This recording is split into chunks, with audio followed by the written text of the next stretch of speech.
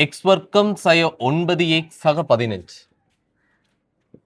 X வர்க்கம் சய 9x சக 20 சமன் 6. சரி, அப்ப கடைசி கிளாஸ் இந்த கேள்வி நம்ம எப்படி தொடங்கணும்? எக்ஸ் வர்க்கம் சய 9x சக 15 டி என்று எடுத்தோம், அப்படித்தான் ஏ என்று எடுத்திருப்போம். ரைட், அது இன்றைக்கு வேற மாதிரி செய்து காட்டுறேன். சரி, எக்ஸ் வர்க்கம் சய 9x சக 15க்கு பதிலா நான் எக்ஸ் வர்க்கம் சய 9x சக 20 இருக்கு தானே, இதை பி என்று எடுத்துக்கொள்றேன். சரியா, கடைசி கிளாஸ் வேற மாதிரி அதை சொல்லிட்டு போனேன், இன்றைக்கு வேற மாதிரி அதை விளங்கப்படுத்தேன். எக்ஸ் வர்க்கம் சய 9x ஆக 20, இன்னும் ஒரு மெத்தட் ரெண்டு வைங்களேன் தம்பி. எக்ஸ் வர்க்கம் சய 9x ஆக 15 வரணுமெண்டா 20ல் இந்த எவ்வளவு கழிக்கணும்? 5 கழிக்கணும். இங்க 5 கழிச்சா இங்க என்ன செய்யணும்? இங்கேயும் 5 கழிக்கணும். அப்ப எக்ஸ் வர்க்கம் சய 9x சக 15க்கு பதிலாக நான் என்ன சொல்லுவேன்? பி சய 5. இந்த சய 5 இந்த பக்கம் வந்தா 20 பழைய மாதிரி வந்துடும். சரிதானே? ஓகே, அப்ப இதுக்கு பதிலாக போடுங்கப்பா பி சய 5, இதுக்கு பதிலாக போடுங்க பி சமன் 6. பி வர்க்கம் சய 5 பி சய 6, என்ன 6 இந்த பக்கம் வரக்குள்ள சய 6 சமன் 0. எனவே பி சய 6 அடுத்தது பி சக 1மாக இருக்கு. எனவே பி சமன் 6 அடுத்தது பி சமன் சய 1மாக இருக்கு. பி சமன் 6 சொன்னா எக்ஸ் வர்க்கம் சய 9x சக 20 சமன் 6, எக்ஸ் வர்க்கம் சய 9x சக 14 சமன் 0.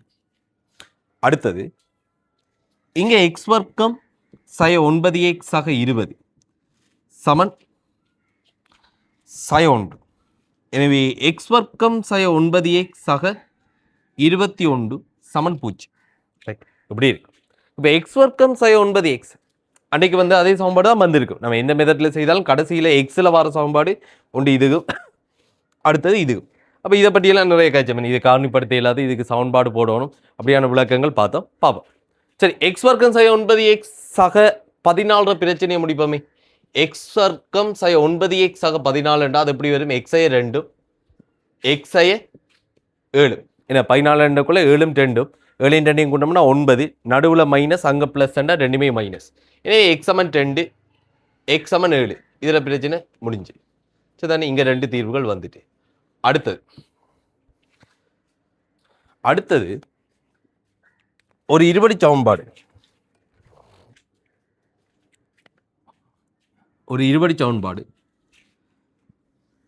ஏஎக்ஸ் வர்க்கம் சக பிஎக்ஸ் சக சி சமன் 0 இருந்தால் இதுக்கான தீர்வு எதால தரப்படும்? எக்ஸ் சமன் மைனஸ் பி பிளஸோ மைனஸ் வர்க்கமூலம் பி வர்க்கம் சய 4 ஏசியின் கீழ் 2a என்று வரும். சரிதானே, இப்படி வரும். அப்போ இது ஒரு வர்க்க பூர்த்தியாக்கல் டெக்னிக். இங்கிலீஷ் மீடியாக்கள்னா கம்ப்ளீட்டிங் கிளாஸ் ஏதாவது படிச்சிருப்பீங்க என்ன? ரைட், அப்போ அந்த ஒரு டெக்னிக் மூலம் வந்து என்ன சொல்லுங்க, இதை உருவாக்கி வச்சிருக்கோம். இது ஒரு பெரிய ஒரு பாடம், நான் முதற்காச்சும் தானே பெரிய ஒரு பாடம். இதை பற்றி அந்த பாடம் வரக்குள்ள பார்ப்போம். சரி, இப்போதைக்கு உங்களுக்கு என்ன சொல்லுங்க, இதிலிருந்து இந்த சமன்பாடு வருது. ரைட், இன்ட்ரெஸ்ட் இருந்தால் அதை வந்து என்ன சொல்லுங்க, வர்க்க பூர்த்தியாக்கல்ன்ற ஒரு விஷயம் இருக்குது. வர்க்க பூர்த்தியாக்கல் என்ன செய்வோம், இதை நீங்கள் இப்படி யோசிச்சு நீங்கள் கொஞ்சம் வீட்டை ட்ரை பண்ணி பாருங்க. ஏன்னா ஏயால் பிரித்து கொள்வோம். அப்போ எக்ஸ் வர்க்கம் சக பியின் கீழ் ஏ எக்ஸ் ப்ளஸ் சி சமன் 0 வரும். இதை வர்க்க பூர்த்தியாக்கல் செய்தால் இந்த எக்ஸிட குணகத்திட அரைவாசி, எக்ஸிட குணகத்தின் அரைவாசி. அப்போ பியின் கீழ் 2a முழுவதின் வர்க்கம் போடலாம். அப்போ எக்ஸ் வர்க்கம் வந்துடும். 2ஐயும் பெருக்கி 2ஆல் பெருக்குனா பியின் கீழ் ஏ எக்ஸ்ன்றது வரும். 2ஐயும் பெருக்கி 2ஆல் பெருக்குனா பியின் கீழ் ஏ எக்ஸ் வரும். அதோட பி வர்க்கத்தின்கள் 4a வர்க்கமும் வரும். அது அங்கே இருக்குதா? ஆரம்பத்தில் கோவையில் இருக்க பி வர்க்கத்தின்கள் 4a வர்க்கம் என்றது இந்த விரிவில் வரும் தானே இருப்பா. பி வர்க்கத்தின்கள் 4a வர்க்கம் அதுக்கு ஆரம்ப கோவையில் இருக்குதா? இல்லை. அப்போ அது இல்லைன்னு சொன்னால் அதை கழிச்சு விடுவோம். சய பி வர்க்கத்தின்கள் 4a வர்க்கம் சக இங்கே ஒரு சி ஒன்று இருக்கேனே, சி சமன் 0. இதுக்கு மேலே அதை இந்த மாறிலிகள் எல்லாம் அந்த பக்கத்துக்கு கொண்டு போயிட்டு வர்க்க மூலம் எடுத்து அது நீங்கள் கொஞ்சம் வீட்டை ஒரு இன்ட்ரெஸ்டிங் தான் ரை பண்ணி பாருங்க. இந்த பாடம் நம்ம பிறகு படிப்போம். சரிதான், ஓகே. நம்ம சிலபஸ் எல்லாம் தொடங்கினதுக்கு பிறகு இருபடி சமன்பாடுகள் என்று படிப்போம். இப்போதைக்கு உங்களுக்கு தெரிய வேண்டியது, இப்படி ஒரு சமன்பாடு இருந்தால் அதுக்கான தீர்வை இந்த கோவையின் மூலம் எடுத்துக்கொள்ளலாம். அப்போ நம்மளுக்கு இருக்கிற சமன்பாடு என்ன? எக்ஸ் வர்க்கம் சய 9x சக 21 சமன் 0. எனவே x சமன் இங்கே என்ன வரும்? Minus B. பி என்று சொன்ன என்ன? எக்ஸிட குணகம். அப்போ மைனஸ் இங்கே இருக்கிற எக்ஸிட குணகம் என்ன? இங்கே இருக்கிற எக்ஸிட குணகம் என்ன? சய 9. 9 இல்லை, சயவும் இருக்கு, சய 9. அப்போ சய 9 சகவோ சய வர்க்கமூலம் இதுக்குள்ள வந்து என்ன? பி வர்க்கம். சய 9 வர்க்கம் என்றக்குள்ள 81 சய 4 தர 1 தர 21. அப்ப சய 4 ஏசி தானே. ஏ என்று சொன்னா எக்ஸ் வர்க்கத்தின் குணம், சி என்று சொன்னா மாறிலி. அப்ப சய 4 தர எக்ஸ் வர்க்கத்தின் குணகம் 1 தர 21 84 என்று வரும். அதன் கீழ் 2. எனவே இது எப்படி வரும்? 9 சகவோ சய வர்க்கமூலம் -3 என்று வரும். வர்க்கமூலத்துக்குள்ள -3 கேள்விப்பட்டிருக்கேன் இது வரைக்கும். என்ன வர்க்கமூலத்துக்குள்ள வர்க்கமூலம் 4 கேள்விப்பட்டிருப்பேன். என்ன வர்க்கமூலம் 9 கேள்விப்பட்டிருப்பேன். வர்க்கமூலத்துக்குள்ள வந்து என்ன 16 இப்படியான பெருமானங்கள் கேள்விப்பட்டிருப்பேன். இப்போ வர்க்கமூலத்துக்குள்ள வந்து என்ன சம்மந்தம் இல்லாமல் ஒரு 3 வந்தா இதுக்கு எப்படி பெருமானம் காண்றதுன்றது ஒயில் இருக்குது தானே. என்ன வர்க்கமூலம் 3 பெருமானம் மடக்கை எல்லாமே இருக்குது தானே உங்களுக்கு, மடக்கை அட்டவணை. ஓகே, அப்போ இதெல்லாமே வந்து பாவிச்சிருப்பேன். நீங்கள் படித்த எல்லாமே வந்து என்ன சொல்லுங்க, வர்க்கமூலத்துக்குள்ளே வார நேர்பெருமானங்களாக மட்டும்தான் இருக்கு. இது வர்க்கமூலத்துக்குள்ளே வந்து என்ன சொல்லுவோம்? மறைப்பெருமானம். வர்க்கமூலத்துக்குள்ளே மறையண்டா அதை வந்து என்ன சொல்லுவோம்? மெய்யான முடிவு இல்லை, அது ஒரு கற்பனையான முடிவு, ஒரு இமேஜினரியான ஒரு நம்பர். சரிதானே, ஒரு கற்பனை எண். வர்க்கமூலம் -1 என்பதை நம்ம எப்படி சொல்லுவோம்னா ஐ என்று சொல்லுவோம். சரிதானே, இது ஒரு கற்பனையான ஒரு எண். வர்க்கமூலம் -3 வருதுண்டா வர்க்கமூலம் -3 நான் இப்படி கதைக்கலாமா? வர்க்கமூலம் 3 தர வர்க்கமூலம் -1. சரி, வர்க்கமூலம் 3 தர என்னென்று வரும்? வர்க்கமூலம் -1. வர்க்கமூலம் -1 சொன்ன என்ன வரும்? ஐ. சரிதான், வர்க்கமூலம் -1க்கு நம்ம கொடுக்க போற பேர் வந்து என்னன்னு பார்த்தீங்கன்னா ஐ. வர்க்கமூலம் 3 ஐ. இது ஒரு கற்பனையா இமேஜினரியானது. சரிதான், இமேஜினரியானது. இது நம்ம கடைசியில் ஒரு பாடம் ஒன்று படிப்போம், சிக்கல் எண்கள் என்று. சரிதான், அதாவது நம்மட மொத்த சிலபஸ், அதாவது கம்பைன் மேத்ஸ் இருக்குதானே, அதில் கம்பைன் மேத்ஸ் 1 பியோர் மேத்ஸோட சிலபஸில் கடைசி பாடம் என்னென்னு பார்த்தீங்கன்னா கம்ப்ளெக்ஸ் நம்பர், சிக்கல் எண்கள். நம்ம படிக்கிற எல்லாம் சாதாரண எண் தானே, அதுக்கு கூட ஒரு சிக்கலான ஒன்று. அதாவது நம்ம இப்போ படிக்கிற எல்லாமே ஒரு உண்மையான எண்கள், அதுக்கு கூட கற்பனையான எண் ஒரு விஷயம் இருக்குது. அந்த கற்பனையான எண்ணையும் இந்த நம்ம படிக்கிற உண்மையான எண்ணையும் சேர்த்து படிக்கிறதுக்கு பேர் தான் வந்து என்ன சொல்லுவோம்? சிக்கலான. அது சிக்கலான பாடம் தான். சரி, அது வழக்கில் பார்ப்போம் நம்ம. சரி, அதான் நம்ம இங்கே இருக்கிற இப்போ மெய் விஷயங்கள் எல்லாமே, மெய்யான விஷயங்கள், ரியல் நம்பர்ஸ், ரியல் முடிவுகள் எல்லாமே படித்ததுக்கு பிறகு உங்களோட சிலபஸ் வந்து எங்கே போய் முடியும்னா கம்ப்ளெக்ஸ் நம்பர் என்ற ஒரு பாடத்தில் முடியும். நீங்கள் யூனிவர்சிட்டிக்கு போனதுக்கு பிறகு அங்கே இன்ஜினியரிங் போனீங்கன்னு சொன்னால், அல்லது ஃபிசிக்கல் சயின்ஸோ ஏதோ அடுத்த கட்டம், ஏன்னா டெக்னிக்கல் ஃபீல்டில் அடுத்த கட்டம் போகும்போது உங்களோட பாடம் தொடங்குறது இந்த சிக்கலான முடிவுலேருந்து தான் தொடங்கும். இங்கே முடிகிறதுல இருந்தால் அங்கே என்ன சொல்லுவாங்க, அடுத்த கட்டத்துக்கு நீங்கள் போவீங்க. ரைட், அது புறகாய்ப்போம் அது இல்லை. ஏன்னா அப்போ இங்கே வந்து என்னென்னு சொன்னால் 9 சகவோ சய வர்க்கமூலம் -3 2. அப்போ இங்கே நம்ம என்ன சொல்லுவோம்டா, மெய்த்தீர்வு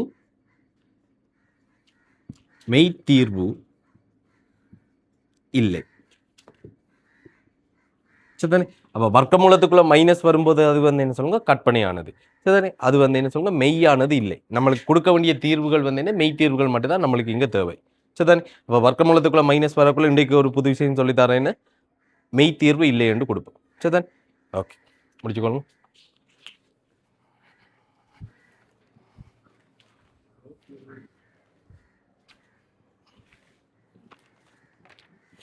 நூற்றி 66வது கேள்வி எடுங்க.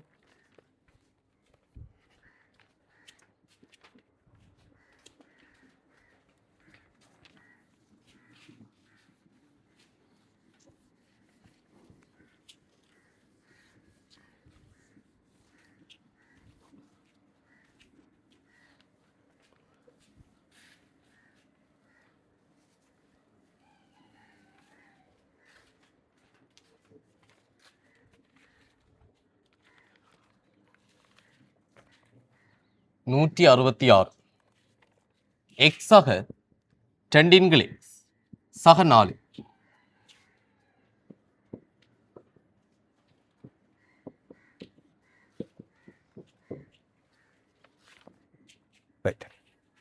அப்போ இதில் வந்து என்ன சொல்லுங்க, இந்த கேள்விக்கும் பிரதியீடு எப்படி எடுக்கலாம்?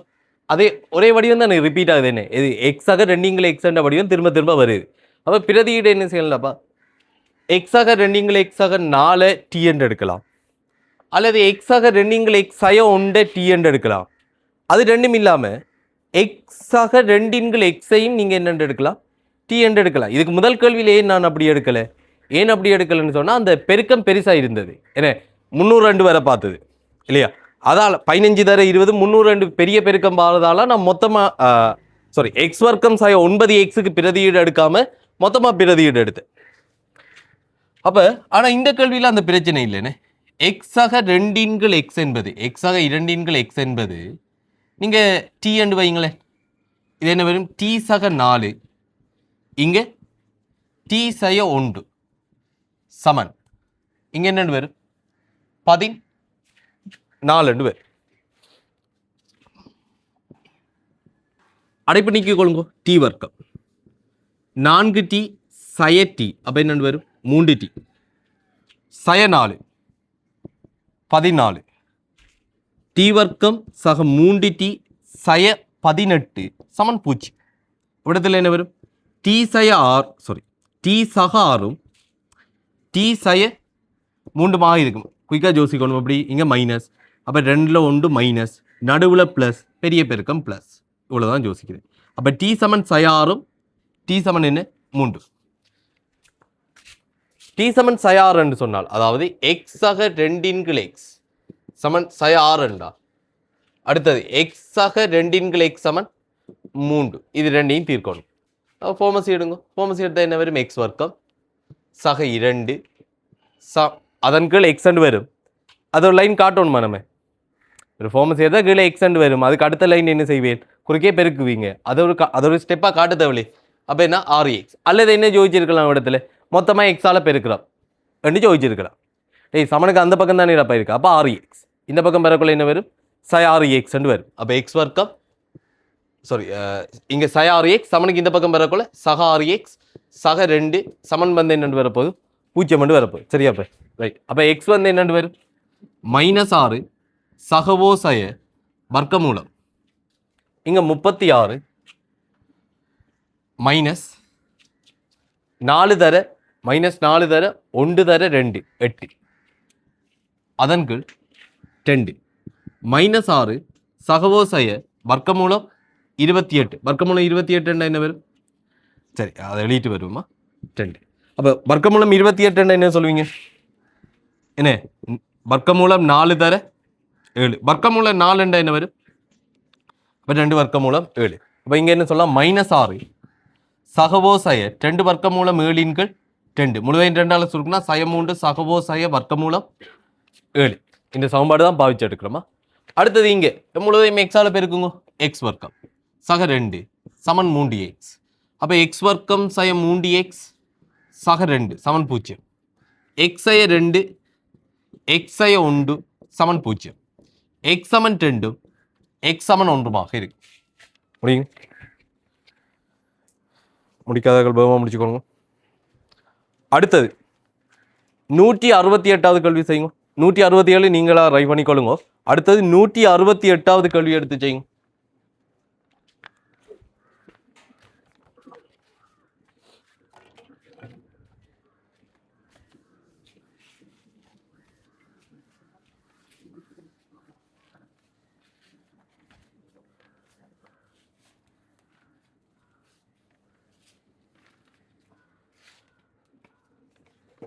சரி, 168வது கேள்வி கவனிக்கணும். 3 தர எக்ஸாக 7 அரையாம் அடுக்கு,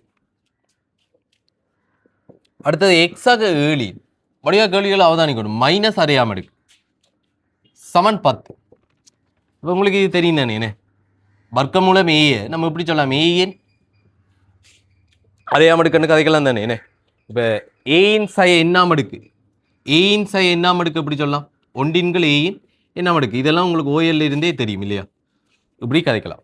அப்போ பிரதியீடு எடுத்துக்கொள்ளும் எப்படின்னா எக்ஸாக 7 அரையாம் அடுக்கு இருக்கு தானே, எக்ஸாக 7க்கு எடுக்காம மொத்தமாக எக்ஸாக 7 அரையாம எடுக்க யோசிக்கும். எக்ஸாக 7 அரையாம எடுக்க என்னென்று வரும்? டி என்று வைக்கிறேன். அப்போ இங்கே 3 தர டி. அப்போ எக்ஸாக 7 சய அரையாம எடுக்கின்றது டீயின் சய ஓராம் அடுக்கு போல தான் இவர் இல்லையா? இல்லை குழப்பமா இருக்கா? எக்ஸாக 7 மைனஸ் அரை என்று சொன்னா இது எப்படி கதைக்கலாம்? இப்போ உங்களோட ஓஎல்ல இருக்கிற இந்த அறிவை வச்சுக்கொண்டு ஒன்றின் கீழ் எக்ஸாக 7 அரையாம எடுக்கன்னு கதைக்கலாம் தானே. அப்போ ஒன்றின் கீழ் எக்ஸாக 7 அரையாம எடுக்க ஒன்றின் கீழ் டி என்று சொல்லலாம். அதான் நான் இവിടുത്തെ டீயின் சயோராம் எடுக்கன்னு எழுதினேன். சரி, அப்போ அவிடத்தில் எழுதிட்டோம் தானே. ஒன்றின் கீழ் டி இது சமன் என்ன 10. போமசி எடுத்துக்கொள்ளுங்க. 3 டி வர்க்கம் சக 1. இங்கே வந்து என்ன வரும்? 10 டி. என்ன போமசி எடுத்தால் டி வர்க்கம் சக 1 கீழே டீயால் குறுக்கே பெருக்கி விடுங்க. என்ன வரும்? 10 டி. 3 டி வர்க்கம் சய 10 டி சக 3 சரிதானே சமன் 0. காரணிப்படுத்தணும். காரணி என்ன வரும்? 3 1 3 1. இங்கே மைனஸ் இங்கே ப்ளஸ் டாப்பா. அப்போ இது ரெண்டுமே என்னவா இருக்கும்? உங்களுக்கு மைனஸாக இருக்கும். சய 9 சய 1 வந்து உங்களுக்கு என்னென்று வரப்போகுது? சய 10 வரப்போகுது. ரைட். எனவே காரணி என்ன சொல்லுவீங்க? 3 டி சய 1 அடுத்தது டி சய 3 இருக்கும். சரி, 3 டி சய 1 அடுத்தது டி சய 3 இருக்கும். அப்போ டி சமன் 1/3 டி சமன் என்ன சொல்லுவோம்? 3. இதோட ஒரு நல்ல நம்மளோட கேள்வி எக்ஸில் இருக்கிறது. எக்ஸுக்கு தான் தீர்வு காணணும்.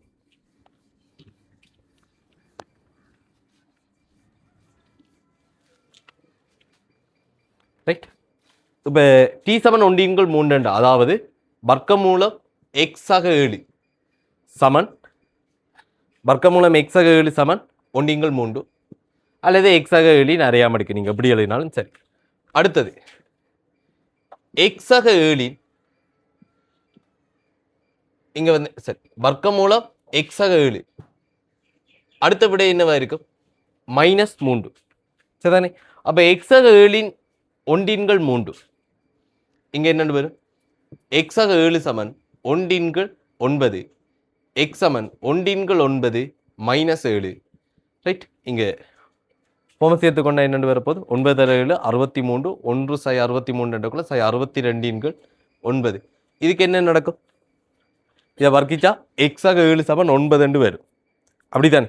ஆனால் வர்க்கிக்கோணுமா? வர்க்க மூலம் மைனஸுக்கு சமனா வருமா? எந்த ஒரு வர்க்க மூலமும் மைனஸுக்கு சமனா வருமா? தெரியாது. சமனா வருமா? வராது. ஓஎல் என்ன படிச்சு? சரி, வர்க்க மூலம் 4 இதுக்கு விடை 10 +ஓ -10 ஓஎல் மெசேஜ் வரும். அப்படி தானே. ஆனால் இது 10 +ஓ -10 அதில் முடிவெடுக்க இயலாது. +ஓ -10 சொல்கிறேன். வர்க்கமூலம் 4 எப்போதுமே நேர்பெருமானம். அது 2 தான். +ஓ -10 இல்லை. எக்ஸ் வர்க்கம் 4 எக்ஸுக்கு விடை தான் என்ன? +ஓ -10 சரிதானே. அப்போ இதுவும் அதுவும் ஒன்று தானே என்று சொல்கிறல்ல சரிதானே. அது ஓஎல் சொல்லி பழகிட்டேன். எக்ஸ் வர்க்கம் 4 2 வர்க்கமூலம் எடுத்தால் +ஓ -10 எப்படியே சொல்லி பழகிட்டாங்க. நீங்களும் பாடமாக்கிற மாதிரி அதை பழகிட்டு இதான் நடந்தது. யோசிச்சு பாருங்க. எக்ஸ் வர்க்கம் 4 இது எப்படி வருகுதுண்டா சரிதானே +10 -10 எதை வர்க்கிச்சாலும் உங்களுக்கு என்ன வரும்? 4 வரும். என்ன 4ன்றது +10 -10 எதை வர்க்கிச்சாலும் 4 வருமென்றதால இந்த எக்ஸ் இருக்கிற இடத்துல என்ன இருக்கலாம்? ப்ளஸ் இருக்கலாம் அல்லது மைனஸ் இருக்கலாம். ஏன்னா இங்கே இருக்கிறது வர்க்கம். ஸோ வர்க்கிக்கும் போது என்ன வரும்? +ஓ -10 வரும். ரைட். ஓகே. இப்போ எக்ஸ் வந்து இது உண்மையாக எப்படி வருதுன்னு சொன்னால் எக்ஸ் வந்து +ஓ வர்க்கமூலம் 4 சரிதானே. இது என்ன வரும்? +ஓ வர்க்கமூலம் 4. அதுதான் உங்களுக்கு என்னென்று வருது? +ஓ வர்க்கமூலம் 2. வர்க்கமூலங்கள் என்றது இன்றைக்கு இன்னும் ஒரு புது விஷயம். என்ன சொல்லுங்க? எப்போதும் பெரிது பூஜ்ஜியமாக மட்டும்தான் இருக்கலாம். நீங்கள் ஓஎல்ல படித்தது இதுதான். அங்கே நேரடியாக வந்து என்ன சொல்லுங்க +/- 2 +/- 2 போயிடுவாங்க. அது +/- வர்க்கமூலம் 4. அந்த வர்க்கமூலம் 4ன்றது 10 விளங்கிட்டா? இது இல்லை விளங்கிட்டா? இதை இன்னும் கொஞ்சம் குழப்புவோமா? இப்போ வர்க்கமூலம் x வர்க்கம் இருக்கு சரிதானே? வர்க்கமூலம் x வர்க்கம் இருக்கு, நிறைய எக்ஸ் இருக்கிறதா அது வேணாம். வர்க்கமூலம் k வர்க்கத்தை வச்சுக்கொள்வோம் சரிதானே? வர்க்கமூலம் k வர்க்கம் இதுக்கு விட என்ன வரும்? கேயா +/- கேயா? +/- கேயா? இப்போ நீ சொன்ன வர்க்கமூலம் ப்ளஸ் மட்டும்தான். அப்போ கேயா?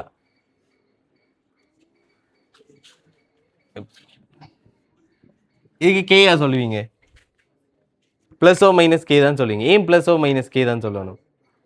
அப்போ வர்க்கமூலம் 4ன்றது +/- 2 இல்லையா? வர்க்கமூலம் 4 எப்படி சொல்லிட்டேன்? 10 சொல்லிட்டேன் சரிதானே? வர்க்கமூலம் 4 10 சொல்லிட்டேன். அப்போ வர்க்கமூலம் கே வர்க்கம் இங்கே சொன்னபடி அப்படியே கொண்டு வந்து பாவிச்சா என்னென்று வரணும்? கே என்று தான் நீ வரணும்.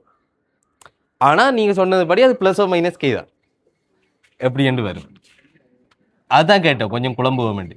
ரைட், வர்க்கமூலம் கே வர்க்கம் என்றது அது +/- கே தான். ஆனால் வர்க்கமூலம் 4ன்றது 10 தான். ஏனென்றா 10 தான் என்று நம்மளுக்கு தெரியும், அதாவது அது நேர்பெருமானம் என்று தெரியும். கே என்றது என்னென்று நமக்கு தெரியாது. என்ன கே என்றது தெரியாக்கணியம், அது மைனஸாகவும் இருக்கலாம் ப்ளஸ்ஸாகவும் இருக்கலாம். உதாரணத்துக்கு சய2 வர்க்கம் என்று சொல்றேன் சரிதானே? சய2 வர்க்கம் என்று சொன்னதுக்கு இப்போ வர்க்கமூலம் 4 10 சரிதானே? ரைட், அப்போ சய2 வர்க்கம் என்று சொன்னா இதை நீங்க சய2 என்றா சொல்லுவே? அப்படி சொல்ல இயலாது.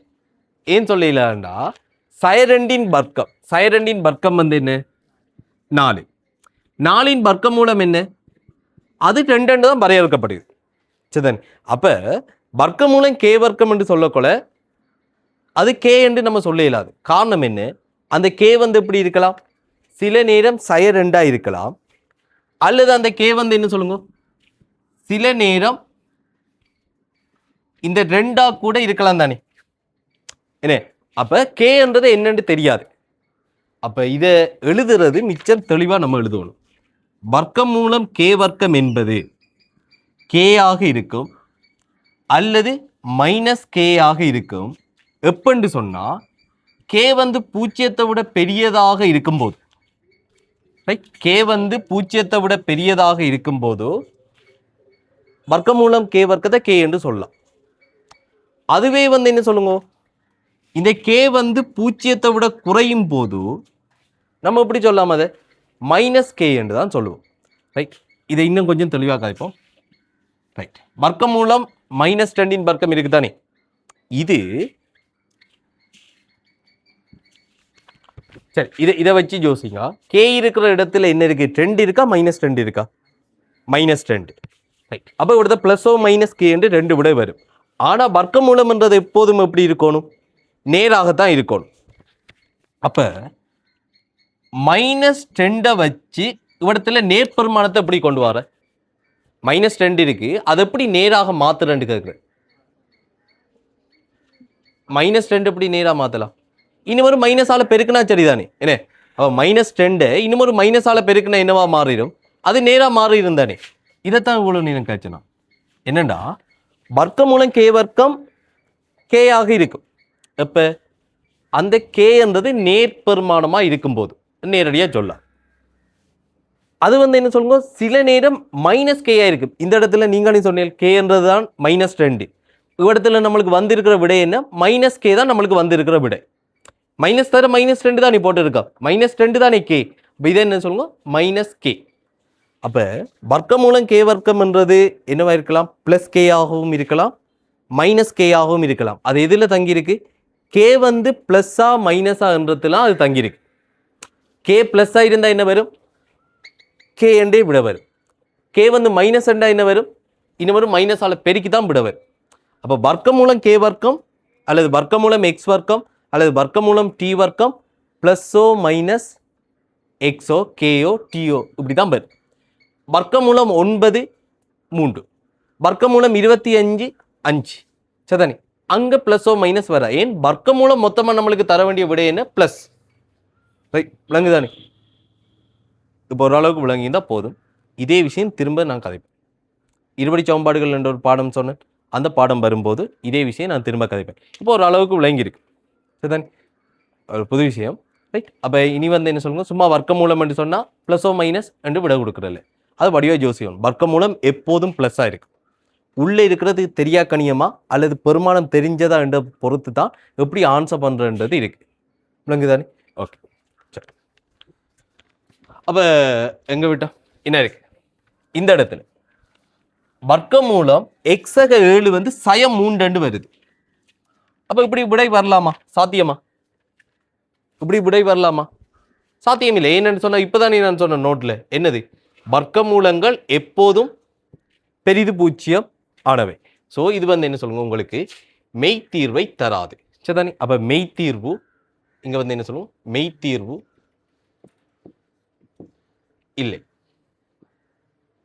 சரிதானே அப்போ இதை வர்க்கிச்சு எக்ஸுக்கு பதிலாக வந்து என்ன 10 விடையெடுத்தாக்கள் அதை அப்படியே வெட்டிட்டு என்ன சொல்லுங்க மெய்த்தீர்வு இல்லை என்று போட்டுவோம் இதை வர்க்கிச்சு எக்ஸாக 7 = 9 போட்டு 7 கழிச்சு அங்கே 2 விடையெடுத்திருப்பேன் தானே அப்போ வர்க்க மூலம் ஒருபோதும் மைனஸ் ஆகாது அந்த திருத்தினது இருக்கு தானே அதை வெட்டி அதை என்ன சொல்லுங்க மெய்த்தீர்வு இல்லை என்று போடுவோம் சரி பிள்ளைங்கள் இங்கே 3 தான் இருக்கு ஓகே 3 சொன்னா சரி ரைட் நான் இடத்துல வந்து என்ன போட்டிருக்கேன் -3 போட்டிருக்கேன் சரி அப்போ இடத்துல வந்து பாருங்க சரி அது இன்னொரு புது விஷயம் எக்ஸ்ட்ரா விஷயமா இருக்கட்டும் சரி இந்த கேள்விக்கு சம்மந்தம் வரல சரி தானே ரைட் எக்ஸாக 7 வர்க்க மூலம் இங்கே என்னென்னு வரும் 3 வரும் எக்ஸாக 7 வர்க்க மூலம் வந்து டி வந்து 3 தானே அப்போ எக்ஸாக 7 வர்க்க மூலம் 3 எனவே எக்ஸாக 7 சமன் என்ன சொல்லுங்க 9 எக்ஸ் சமன் என்னென்னு வரும் 10 இது சரி சரிதானே அப்போ நீங்கள் எடுத்த அந்த விஷயம் சரி ஒருவேளை சரிதானே வேற பின்ன கேள்விகள் இருக்கு சரிதானே அந்த கேள்வியில வரும் ரைட் அப்போ வர்க்கமூலம் எக்ஸாக 7 போட்டால் குழம்ப வேணாம் வர்க்கமூலம் இப்போ சயம் 3க்கு சமன் வருதுன்னு வைங்களேன் அதுக்கு வந்து என்ன கிடைக்காது நம்மளுக்கு மெய் தீர்வு கிடைக்காது சரி அப்போ இதை ஒரு மேலதிக எக்ஸ்ட்ரா விஷயமா நோட் பண்ணி வச்சுக்கொள்ளுங்க இந்த கேள்விக்கும் அதுக்கும் சம்பந்தம் இல்லை சரியா ஓகே இது முடிய 169வது கேள்வி பாங்க 169வது கேள்வி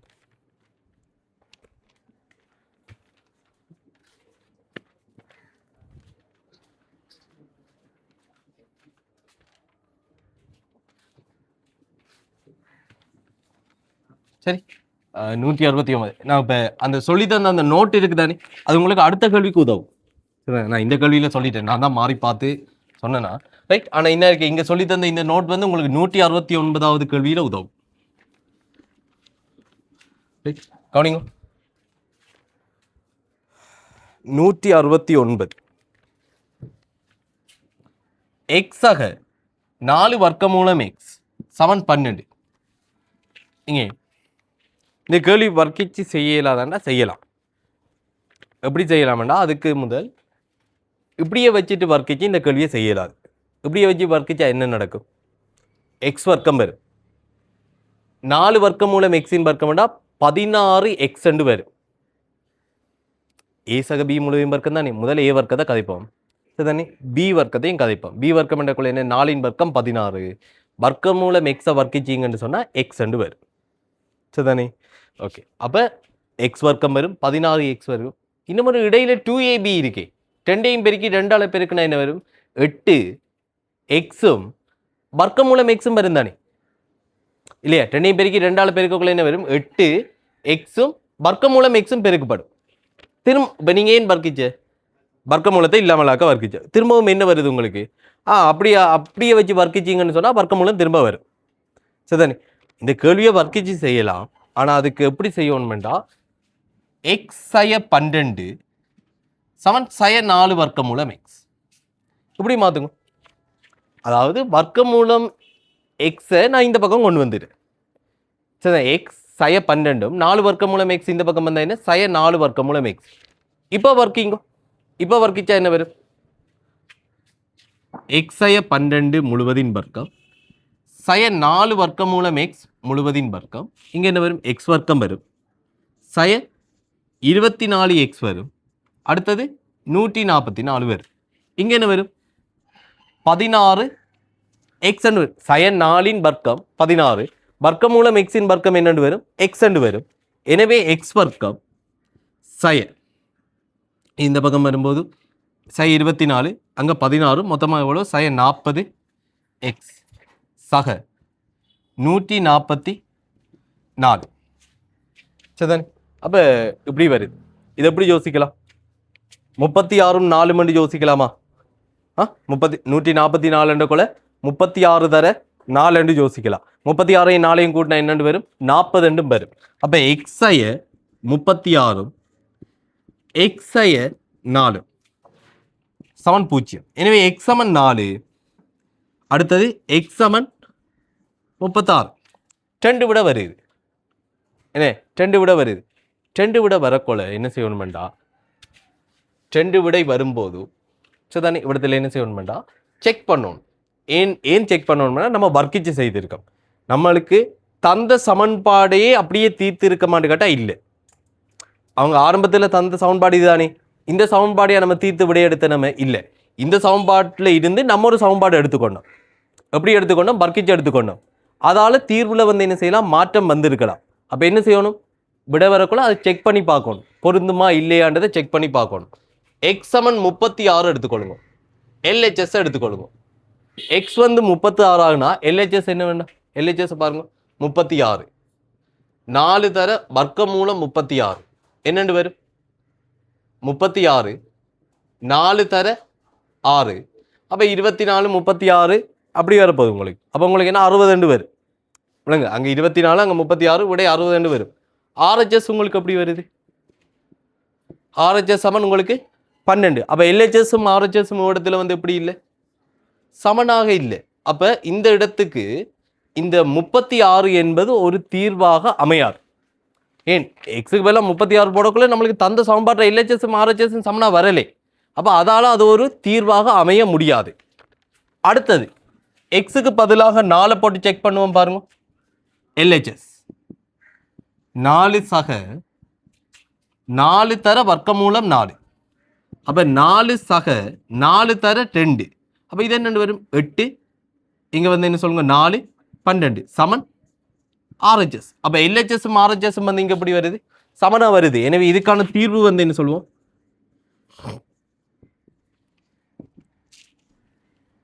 தீர்வு எக்ஸ் சமன் என்ன 4 சரிதானே. அப்போ இது வந்து மெத்தட் 1 சரிதானே. மெத்தட் 1 இப்படி வர்க்கிச்சு செய்த ஒருத்தரும் நீங்கள் இங்கே செய்யலை சரிதானே.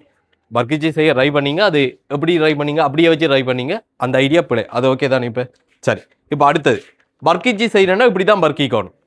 வர்க்கிக்கிறதுல நோக்கம் என்ன இடத்துல வர்க்க மூலத்தை இல்லாமல் செய்கிறதா நோக்கம். அப்போ அப்படியே வச்சு வர்க்கிச்சா என்ன வரும் 2ab என்று வரக்குள்ள திரும்ப திரும்ப திரும்ப வந்து என்ன சொல்லுங்க உங்களுக்கு வர்க்க மூலம் வந்து கொண்டு இருக்கு.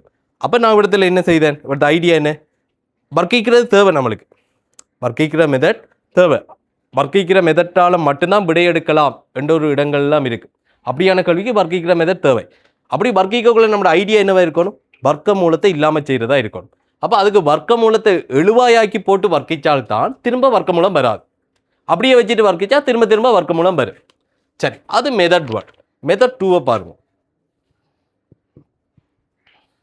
ரைட் மெத்தட் 2 எக்ஸாக 4 வர்க்கமூலம் எக்ஸ் சமன் 12 இது என்ன பிரதியீடு மெத்தட். வர்க்கமூலம் தானே எனக்கு பிரச்சனை ஆகுது. வர்க்கமூலம் எக்ஸை டி என்று வைப்போம். வர்க்கமூலம் எக்ஸ் டி என்று சொன்னால் இதில் இருந்து எக்ஸ் சமன் என்னன்னு சொல்லலாம் டி வர்க்கம் என்று சொல்லலாம். 2 வர்க்கம் வர்க்கிச்சு விட்டா எக்ஸ் சமன் டி வர்க்கம். எக்ஸுக்கு பதிலாக வந்து என்ன சொல்லுங்க டி வர்க்கம். இங்கே 4t சமன் 12 டி வர்க்கம் சக 4t சய 12 சமன் 0. அப்போ இவ்விடத்தில் டி சக 6 டி சய 2 இருக்கு. டி சமன் -6 டி சமன் 2. டி சமன் -6 எப்படி இருக்கும் பொருத்தமற்றதாக இருக்கும். ஏன் பொருத்தமற்றது இந்த முடிவு வர்க்கமூலங்கள் எப்போதும் வந்து எப்படிப்பட்டதாக இருக்கணும் பெரிது பூஜ்ஜியமாக இருக்கணும். அப்போ வர்க்கமூலம் எப்போதும் பெரிது பூஜ்ஜியமாக இருக்கணுமெண்டா நீங்கள் வர்க்கமூலம் எக்ஸை தான் டி என்று எடுத்தீங்க. அந்த டீக்கு வர விடை எப்படி இருக்குது -6 இருக்கு. இந்த -6 வர்க்கிச்சா வார விட தான் இந்த 36 இல்லைங்கிட்ட இதான் அந்த பொருந்தாத விடை. ரைட் நம்ம இங்கே ஒரு விடை பொருத்தமற்ற சொன்னோம் தானே, அந்த பொருந்தாத விடை எப்படி வருது, நம்ம அதை விடத்திலே ரிஜெக்ட் பண்ணலாம். நம்ம கடைசியாக விடை எடுத்ததுக்கு பிறகுதான் கொண்டு போய் முடிவு எடுக்கணும் மண்டியில். ஏன்னா இந்த கேள்வி எக்ஸில் இருந்துடாப்பா, இப்போ நம்மளுக்கு எக்ஸுக்கு தான் தீர்வு கிடைச்சது, அதை பிரதியிட்டு தான் செக் பண்ணும். ஆனால் நம்மளுக்கு இந்த மெத்தடில் அப்படி இல்லை, நம்ம இந்த இடத்துல ரிஜெக்ட் பண்ணிடலாம். ஏன், வர்க்கமூலம் பெரிது 0, வர்க்கமூலத்துக்கு வர -6 என்ற விடை இந்த இடத்துக்கு வந்து என்ன பொருத்தமற்றதாக இருக்கு. எனவே விடத்தில் என்ன சொல்லுவோம், t சமன் -6, அதாவது வர்க்கமூலம் x சமன் -6, இது வந்து என்ன சொல்லுங்க பொருத்தமற்றது. காரணம் மெய்த்தீர்வு இல்லை, இங்க மெய்த்தீர்வு இல்லை. அடுத்த முடிவு t சமன் 2, வர்க்கமூலம் x சமன் என்ன சொல்லுங்க 2, x சமன் என்ன பேர் 4. 2 மெத்தட்டையும் நோட் பண்ணுவோம். சரியா, மற்ற மெத்தட்ல செய்தார்கள், இந்த மெத்தட்ல செய்தார்கள், இதையும் நோட் பண்ணுவோம்.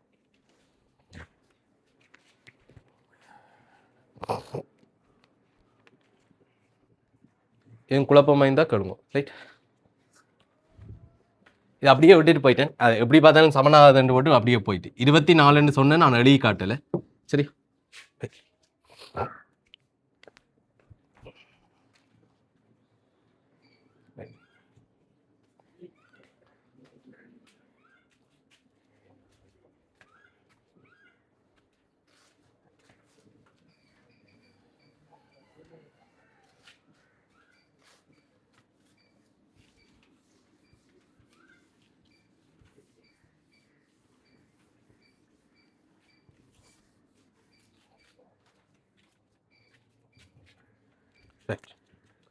சொன்னீங்க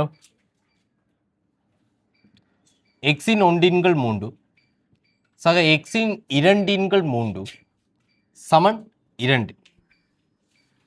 இப்போ எக்ஸின் ஒன்றின்கள் 3 சக எக்ஸின் ரெண்டின்கள் 3 3 சாரி சமன் 10. இது எப்படி யோசிக்கணும்னா பிரதியீடு தான். பிரதியீடு என்னண்டா, எக்ஸின் ஒன்றின்கள் 3 இருக்கட்டும், இந்த எக்ஸின் ரெண்டின்கள் 3 ஒன்றின்கள் 3 வர்க்கம் இப்படி சொல்லலாம் தானே. ஓயில் படிச்சிருக்கீங்க என்ன, அடுக்கின் அடுக்கு, ஏயின் எண்ணாம் அடுக்கு, அதோட எம்மாம் அடுக்குன்னு சொன்னால் இது எப்படி வரணும், ஏயின் எண் தர எம், அப்படித்தானே. அப்போ ஏ எக்ஸின் ரெண்டின்கள் 3 நான் இப்படி யோசிக்கலாமா, எக்ஸின் ஒன்றின்கள் 3 தர 2 இப்படி யோசிக்கலாமா, இப்படி யோசிக்கலாம் தானே. அப்போ இதே கன்செப்ட் தானேப்பா, அடுக்கின் அடுக்கு, அடுக்குகள் பெருக்கப்படும். இங்கே அடுக்குகள் எப்படி இருக்கு, பெருக்கப்பட்டிருக்கு. இங்கே 2 கோவைகள் பெருக்கப்பட்டிருக்கு. அப்போ இதை நான் எப்படி யோசிச்சிருக்கேன், எக்ஸின் எண் தர எம், அப்போ எக்ஸின் எண்ணின் எம்மாம் அடுக்குன்னு யோசிச்சிருக்கேன். அதாவது எக்ஸின் ஒன்றின்கள் 3 2ஆம் அடுக்குன்னு யோசிச்சிருக்கேன். விளங்கிட்டா இது எழுதுனது, ரைட். அடுக்கின் அடுக்கு ஐடியா, ரைட். ஓகே, அப்போ இது எப்படி வர போதீங்க 2. இப்போ எக்ஸின் ஒன்றின்கள் 3 தானே பிரச்சனை, அதை டி என்று வைங்க. அப்போ டி சக டி வர்க்கம் சமன் 2, டி வர்க்கம் சக டி சய 2 சமன் 0. காரணி டி இங்கே சக அங்கே சய, அப்போ டி சக 2 பெரிய பெருக்கம் ப்ளஸ் அடுத்தது டி சய 1 சமன் 0. எனவே டி சமன் சய 2 டி சமன் 1 இருக்கு. அப்போ டி சமன் சய 2 டி சமன் சய 2 எக்ஸின் ஒன்றின்கள் 3 சய 2 இருக்கும். அடுத்தது எக்ஸின் ஒன்றின்கள் 3 சமன் 1 இருக்கும். இடத்துல மைனஸ் எதுவும் பிரச்சனை இருக்கா உங்களுக்கு, இல்லை. ஏன்னு சொன்னால் அடுக்கு வந்து என்ன கனமூலம் என்ன, அப்போ வர்க்க மூலம் வரக்குள்ள நம்மளுக்கு பிரச்சனை, அடுக்கு இரட்டை மடங்குல வரக்குள்ள பிரச்சனை. இது வந்து என்ன சொல்லுங்க கனமூலம், இதில் எந்த ஒரு சிக்கலும் இல்லை நம்மளுக்கு. எனவே எக்ஸ் சமன் என்ன வரும், சய 2 கணம். எனவே சய 2 கணம்னா சய 2 சய 2 சய 2 சய 8. இங்கே வந்து எக்ஸ் சமன் என்ன 1. அப்போ தீர்வுகள் வந்து சய 8 1 இருக்கு. முடிச்சுக்கொள்ளுங்க. சரி.